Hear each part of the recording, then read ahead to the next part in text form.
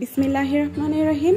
আসসালামু আলাইকুম। আজকে মায়ের হাতের চালতা ডালের রেসিপি শেয়ার করব। আমার চ্যানেলে প্লেন ডাল রেসিপি অথবা আম দিয়ে ডাল রান্নার রেসিপি আছে, কিন্তু চালতা দিয়ে ডাল রান্নার রেসিপিটা নেই। তো আজকে আমার মায়ের কাছ থেকে আমি শিখে নেব কিভাবে চালতা দিয়ে ডাল রান্না করতে হয়। আশা করি আপনাদের কাছে ভালো লাগবে। প্রথমে 1 কাপ ডাল পানিতে ভিজিয়ে নেব 30 মিনিটের জন্য। ডাল সিদ্ধ করে নেব, এর জন্য কড়াইয়ে পানি দিয়ে দেব, কিন্তু পানির পরিমাণ খুবই অল্প রাখতে হবে। সিদ্ধ করার জন্য যতটুকু পানির প্রয়োজন হয়, সাথে লবণ দিয়ে দেব। ডাল সিদ্ধ হতে প্রায় 10 থেকে 15 মিনিট সময় লেগেছে। ডাল ঘুটনি দিয়ে ডাল ভালোভাবে ঘেটে নরম করে নেব।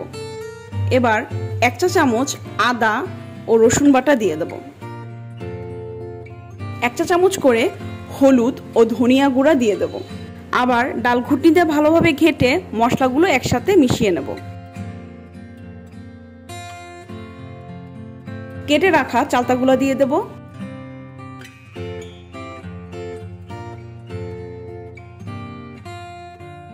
এই ডাল রান্না করতে মরিচের গুঁড়া ব্যবহার করা হয়নি। 5-6টা আস্ত কাঁচা মরিচ দিয়ে দেব। এরপর 5 থেকে 10 মিনিট ডালটা ভালোভাবে বলক তুলে নেব। এরই মাঝে ডালে বাগার দেওয়ার প্রিপারেশন নিয়ে নেব। ডালে বাগার দেওয়ার জন্য সরিষার তেল দিয়ে দেব, শুকনো মরিচ 5-6 টুকরা করে দিয়ে দেব, 1 চিমটি মেথি দিয়ে দেব,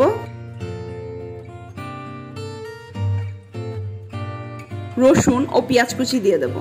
এবার সবগুলো উপকরণকে একসাথে ভালোভাবে ভেজে নেব যতক্ষণ না পর্যন্ত ব্রাউন হয়ে যায়।